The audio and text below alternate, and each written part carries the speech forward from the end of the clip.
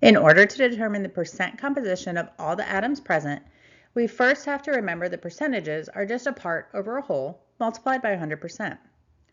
The part, in this case, is the contribution of the individual atom to the overall molar mass. If there is more than one of an atom, we have to take extra care to ensure that the entire contribution is used by multiplying the molar mass of that atom by the subscript for that atom. Let's begin with iron 3 sulfate. First, we need to determine the molar mass of the compound, as that value is the whole in our percentage. This compound contains 2 iron cations and 3 sulfate anions. Recall that if there is a subscript outside of a set of parentheses, that subscript will apply to all of the atoms found inside that set of parentheses. That means that when we distribute 3 to sulfur, we end up with 3 total sulfur atoms, and when we distribute the 3 to oxygen, we'll end up with 12 total oxygen atoms.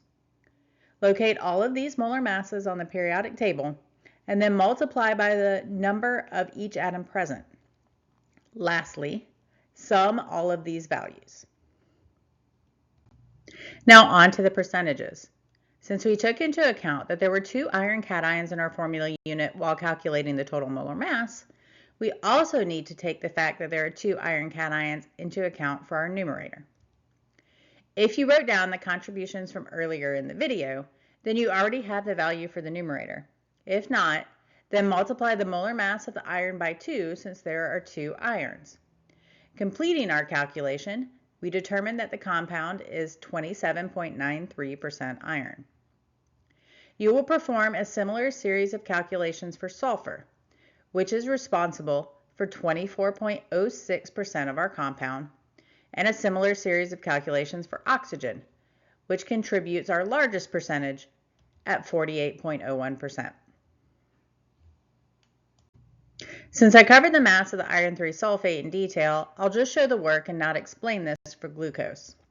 There are 6 carbon atoms, 12 hydrogen atoms, and 6 oxygen atoms in each compound, giving a total molar mass of 180.18 grams per mole.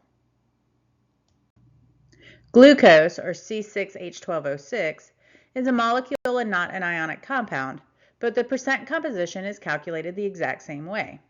The entire contribution of the atom goes in the numerator, and the molar mass of the compound goes in the denominator.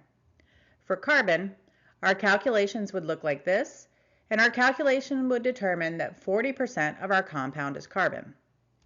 The calculations for hydrogen would look like this, and our calculations would show that hydrogen only contributes 6.73% to our compound. And the calculations for oxygen would look like this, and would return a value of 53.28% for the percent composition of oxygen in glucose.